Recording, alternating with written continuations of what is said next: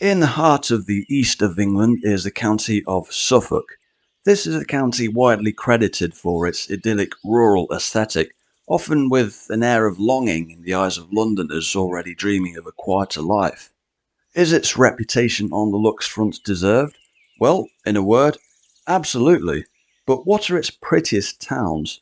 To establish this, I visited them all personally, and my conclusions are presented to you in this top 10 list. As per the rules of this series, villages are not included for consideration as there are just too many of them, and yes, that does mean that Lavenham will not feature, perhaps to the disappointment of the Harry Potter fans out there. Cities are included though, but as far as Suffolk's concerned, that's a redundant statement, so let's get straight to it. Number 10. Getting us started in style is the nearest town to one of the most important archaeological discoveries of all time, Woodbridge. Situated opposite the site of the Sutton Hoo ship burial, separated by the River Deben, is a town more than worthy of consideration in its own right. A town oozing with historic buildings such as St Mary's Church from the 15th century, the distinctive Elizabethan-era Shire Hall, and a slew of other pre-Georgian era buildings on Market Hill, all making for the perfect backdrop to the area in which Basil Brown single-handedly disproved the myth of the Anglo-Saxon quote-unquote Dark Ages. Number 9.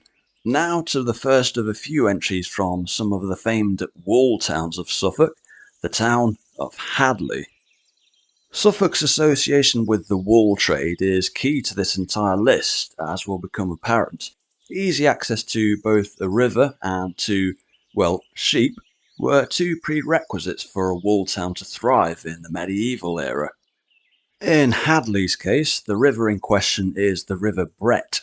Suffolk's dominance in the wool trade hit its zenith around the 15th century, but its later decline left its architecture seemingly preserved in a somewhat pre-industrial revolution state. As a case in point, you have only to look at Hadley's quartet of Grade 1 listed buildings, namely St Mary's Church, the Deanery just opposite from the 15th century, the Guildhall just behind it, also from the 15th century, and this 17th century building on the High Street, now home to a cafe, a stationery shop and an estate agent. Number 8. Next is the town bearing the name of the last king of East Anglia in its suffix, Bury St Edmunds. So in the 9th century, after King Edmund defied the Viking invaders, known as the Great Heathen Army, they tied him to a tree and executed him with arrows. His body was later taken to Bedrixworth, which duly became Bury St Edmunds, and a place of pilgrimage at that. The town of today still comprises of a grid street layout courtesy of the monks of the Abbey of St Edmund, who designed it thus about 900 years ago, and while to this day Suffolk has no cities, it does have a cathedral, St Edmundsbury Cathedral, and believe it or not, this was a mere parish church up until 1914. Oh, and since 2017, the flag of Suffolk has depicted an Anglo-Saxon crown with two arrows crossing through it, as a nod to St Edmund the Martyr. Number 7. Here's one for the Ed Sheeran fans, a town that's been put on the map somewhat thanks to a certain castle on the hill, Framlingham. This is a town very much off the beaten track, as your public transport options here consist of about half a dozen daily buses from Ipswich and a local minivan service. Some of the visual treats awaiting you on arrival are Market Hill, with a fine blend of Tudor and Georgian architecture housing some independent shops, the Church of St Michael in all its perpendicular Gothic glory, and of course a certain castle. This dates from the 12th century, and it was from here, behind the castle walls in 1553, that Mary Tudor learned that she was to be crowned Queen of England. But a much more contemporary claim to fame is, of course, Ed Sheeran's 2017 song Castle on the Hill, or Castle on the Hill as the case may be, as an homage to Framlingham, the town in which he grew up. Number 6. And now for a trip to the seaside, with the first of two coastal towns to make this list, Aldeburgh. Here's a seaside town that, in many respects, breaks the mould. For one thing, there's no pier. Secondly, if you're looking for amusement arcades to keep the children entertained, you may struggle here. But this list is all about visuals, and Aldeburgh certainly delivers on that front. The long and wide high street has a vast array of characterful buildings, of which barely any two are alike, whilst the seafront is a veritable pastel-coloured feast for the eyes. For the architecture enthusiasts, there's even the Grade 1 listed Moot Hall from circa 1520, harking back to a time when Aldeburgh was a busy port before the river silted up. All in all, there's much to like about the town that Benjamin Britten once called home. Number 5, and we remain on the North Sea coastline for our very next entry, Southwold. Whilst it's only fine margins that separate these two seaside towns as far as this list goes, there are a few key visual differences. For instance, Southwold has a pier, a sandy beach as opposed to shingly, and many colourful beach huts on a level similar to Walton-on-the-Naze down in Essex. Of architectural note is the 15th century church dedicated to none other than St Edmund the Martyr, although Southwold's most distinctive building is arguably this late 19th century lighthouse, which is largely synonymous with the town itself. And whilst many seaside towns tend to feature an abundance of Victorian colonnades coinciding with the railway era, the architecture of Southwold's town centre could be described as defiantly Georgian. Number 4. Returning back inland, our next entry is a town with surely the greatest name in the county, the town of Eye.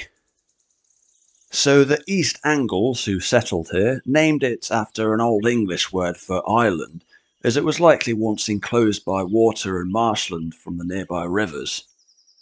As to what makes it a seaside beater on the visual front, well, I'm actually going to shut up for a moment and let this clip do the talking.